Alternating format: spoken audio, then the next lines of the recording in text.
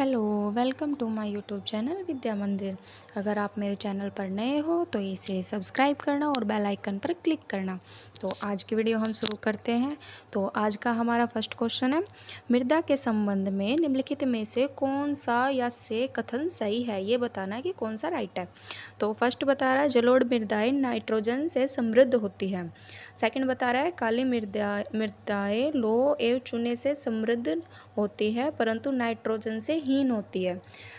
Third बता रहा है लैटेराइट मृदाएं लोह एवं एल्यूमिनियम से समृद्ध होती है परंतु नाइट्रोजन और पोटेशियम से हीन होती है। तो ये जो तीन ऑप्शन दिए गए हैं इनमें से बताना है कि नहीं, सॉरी, ये तीन जो सेंटेंस दिए हुए हैं उसके बाद चार ऑप्शन दिए हुए हैं नीचे। तो इनमें बताना कूट का प्रयोग कर सही उत्तर चुनिए, यानी कि आप देखकर बताइए इनमें से कौन सा सही है। ए ऑप्शन है केवल फर्स्ट और सेकंड, बी ऑप्शन है केवल सेकंड और थर्ड, सी ऑप्शन केवल थर्ड, या डी ऑप्शन फर्स्ट सेकंड या थर्ड। तो बताइए कौन सा राइट आंसर है इसका। तो इसका राइट आंसर है बी ऑप्शन केवल सेकंड और थर्ड, यानी कि सेकंड ऑप्शन सेकंड सेंटेंस जो है काली मृदाएं लोह एवं चूने से समृद्ध होती है परंतु नाइट्रोजन से हीन होती है, ये राइट है।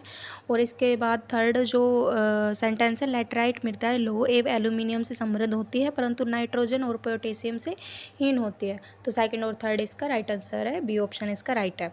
इसके बाद आते हैं हम सेकंड क्वेश्चन पर, निम्नलिखित में से किस कण का व्यास 0.002 मिलीमीटर से कम होता है, ये बताना है, ठीक है। ए ऑप्शन है मृतिका, बी ऑप्शन है गाद, सी ऑप्शन है महीन बालू, या डी ऑप्शन है उपयुक्त में से कोई नहीं। तो बताइए इसका राइट आंसर क्या होगा। तो इसका राइट आंसर ए ऑप्शन है, यानी कि मृतिका। मृतिका हम क्ले को कहते हैं, ठीक है। तो क्ले का व्यास 0.002 मिलीमीटर से कम होता है। नेक्स्ट क्वेश्चन है, कीटभक्षी पौधे जिस मृदा में उगते हैं उसमें कमी रहती है, उसमें किसकी कमी रहती है। ए मैग्नीशियम की, बी कैल्शियम की, सी नाइट्रोजन की, या डी जल की। तो बताइए किसकी कमी होती है जिसके कारण कीटभक्षी पौधे उस मृदा में उगते हैं, बताएं। तो इसका राइट आंसर है सी ऑप्शन, यानी कि नाइट्रोजन की कमी से कीटभक्षी पौधे उस मृदा में उगते हैं, ठीक है। इसके बाद नेक्स्ट क्वेश्चन है, कथन ए है काली मिट्टी कपास की कृषि के लिए उपयुक्त होती है। कारण आर है उसमें नाइट्रोजन तथा जैव पदार्थ प्रचुर मात्रा में पाए जाते हैं। अब नीचे चार ऑप्शन दिए गए हैं, इसका प्रयोग कर सही उत्तर बताना है। ए ऑप्शन है ए तथा आर दोनों सही है तथा आर ए की सही व्याख्या है। बी ऑप्शन है ए तथा आर दोनों सही है परंतु आर ए की सही व्याख्या नहीं है। सी ऑप्शन है ए सही है परंतु आर गलत है, और डी ऑप्शन है ए गलत है परंतु आर सही है। तो बताइए इसका राइट आंसर कौन सा है। तो इसका राइट जो आंसर है वो है सी ऑप्शन, यानी कि ए सही है परंतु आर गलत है। जो ए है काली मिट्टी कपास की कृषि के लिए उपयुक्त होती है, ये सही है। इसके बाद है नेक्स्ट क्वेश्चन, भारत की लैटेराइट मिट्टियों के बारे में निम्नलिखित में से कौन से कथन सही है।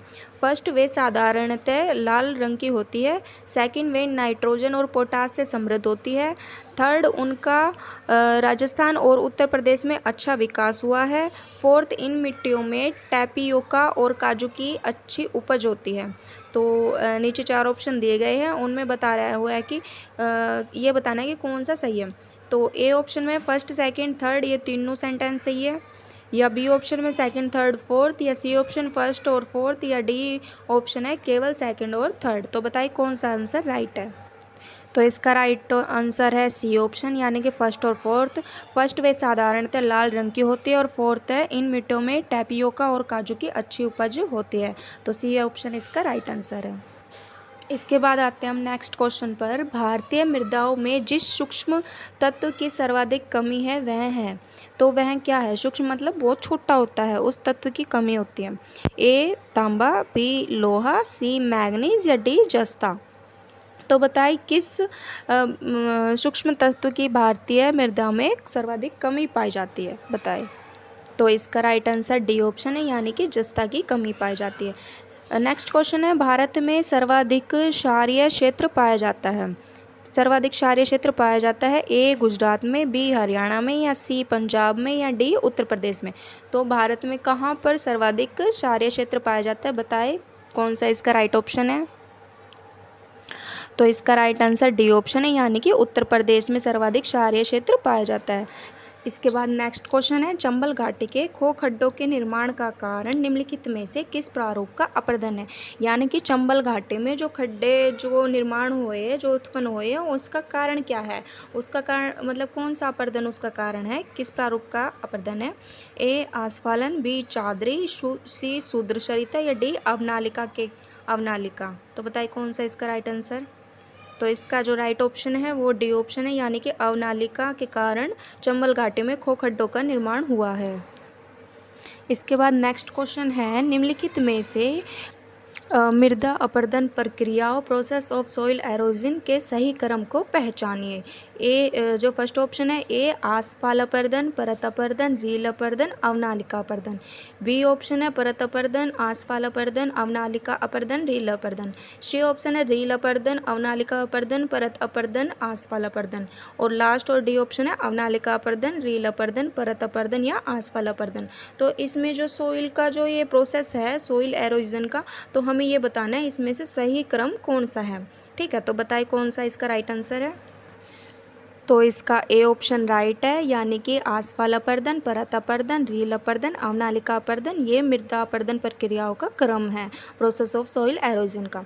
नेक्स्ट क्वेश्चन है, विभिन्न प्रकार की मिट्टियों की जल धारण क्षमता का घटता हुआ क्रम। तो मतलब कि मिट्टियों की जल धारण मतलब कि जल ऑब्जर्व करने की क्षमता का घटता हुआ क्रम बताना है। तो ऑप्शन देखकर आप बताइए कि इसका राइट आंसर क्या होगा। तो बताइए इसका राइट आंसर क्या है। तो इसका राइट आंसर ए ऑप्शन है। ठीक है, इसके बाद आते हैं हम नेक्स्ट क्वेश्चन पर। पश्चिम बंगाल, कथन ए है, पश्चिम बंगाल की तुलना में आंध्र प्रदेश के शुद्ध रोपित क्षेत्र की उसके कुल क्षेत्रफल में प्रतिशतता कम है।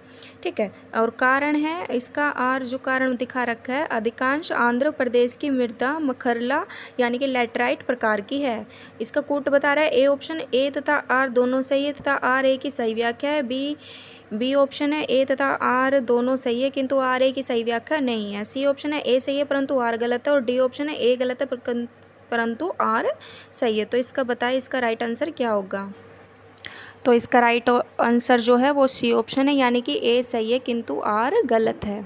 ठीक है, देन आते हैं हम नेक्स्ट क्वेश्चन पर। निम्नलिखित में से किस प्रकार की मृदा की जल धारण क्षमता सबसे कम होती है। यानी कि किस प्रकार की मृदा की जल धारण क्षमता सबसे कम होती है। ए ऑप्शन बलुई दोमट, बी ऑप्शन दोमट बालू, सी ऑप्शन मटियार दोमट या डी ऑप्शन दोमट। तो बताइए कौन सा आंसर राइट है। तो इसका जो राइट आंसर है वो ए ऑप्शन है, यानी कि बलुई दोमट मृदा की जल धारण क्षमता सबसे कम होती है इनमें जो ऑप्शन दिया हुआ है। ठीक है, देन उसके बाद नेक्स्ट क्वेश्चन है, हिमाचल की कथन ए है, हिमाचल की मिट्टियों में ह्यूमस प्रचुर मात्रा में पाया जाता है। देन कारण बता रहा है आर, हिमालय में सर्वाधिक क्षेत्र वनाच्छादित है। इसके ऑप्शन बता रहा है ए जो ऑप्शन है वो बोल रहा है कि ए तथा आर दोनों सही है तथा आर ए की सही व्याख्या है। बी ऑप्शन है ए और आर दोनों सही है किंतु आर ए की सही व्याख्या नहीं है। सी ऑप्शन है ए सही है परंतु आर गलत है। डी ऑप्शन है ए गलत है परंतु आर सही है। तो बताइए इसमें इसका राइट आंसर क्या है। तो इसका राइट आंसर डी ऑप्शन है, यानी कि ए गलत है परंतु आर सही है। यानी कि ए जो हिमालय की मिट्टियों में ह्यूमस प्रचुर मात्रा में पाया जाता है ये गलत है कथन, और जो आर है जो हिमालय में सर्वाधिक क्षेत्र वनाच्छादित है ये बिल्कुल राइट है। ठीक है, इसके बाद आते हैं हम नेक्स्ट क्वेश्चन पर। निम्नलिखित हरी खाद वाली फसलों में से किसमें नाइट्रोजन की मात्रा सर्वाधिक पाई जाती है। तो ऑप्शन दिए हुए हैं, ए ऑप्शन है ढैंचा, बी ऑप्शन है सनई, सी ऑप्शन है बोड़ा यानी कि लोबिया, और डी ऑप्शन है गवार। तो बताएं कौन सी इनमें से हरी खाद वाली फसल में किस में नाइट्रोजन की मात्रा सबसे ज़्यादा पाई जाती है, इन चारों में से बताएं। तो इसका जो राइट आंसर है वो बी ऑप्शन, यानी कि सनाई में नाइट्रोजन की मात्रा सर्वाधिक पाई जाती है। उसके बाद नेक्स्ट क्वेश्चन है, मृदा संरक्षण के संदर्भ में निम्नलिखित प्रचलित पद्धतियों पर विचार कीजिए।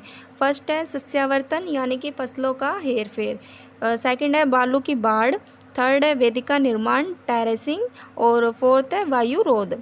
तो इसमें बताना है भारत में मृदा संरक्षण के लिए उपयुक्त में से कौन सी विधियाँ उपयुक्त समझी जाती है यानी कि अच्छी समझी जाती है।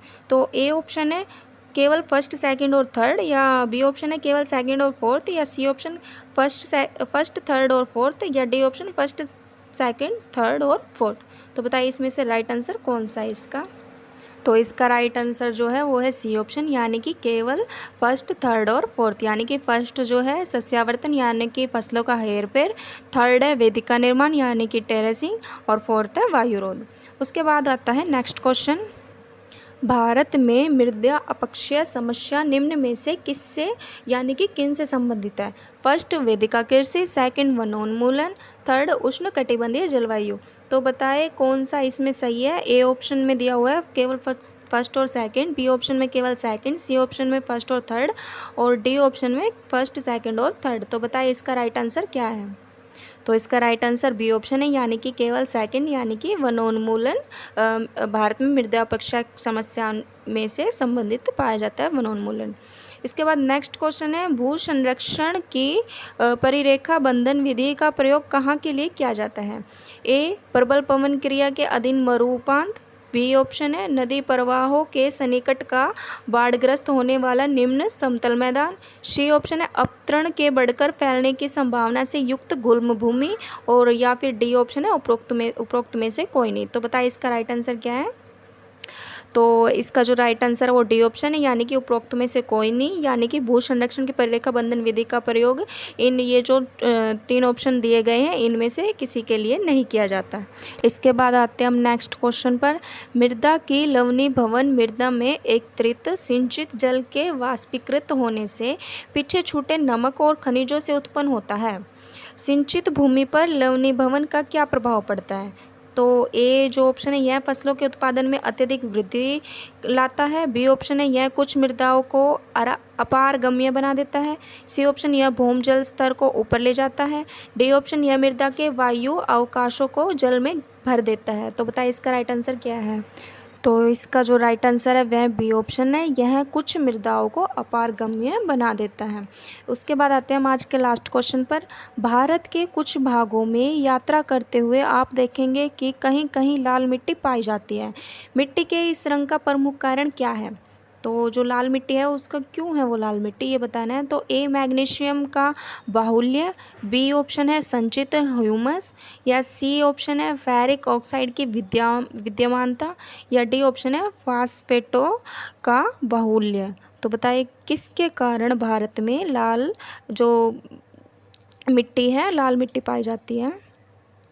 तो इसका जो राइट आंसर है वो है सी ऑप्शन, यानी कि फेरिक ऑक्साइड की विद्यमानता, यानी कि फेरिक ऑक्साइड के होने के कारण भारत में कुछ भागों में लाल मिट्टी पाई जाती है।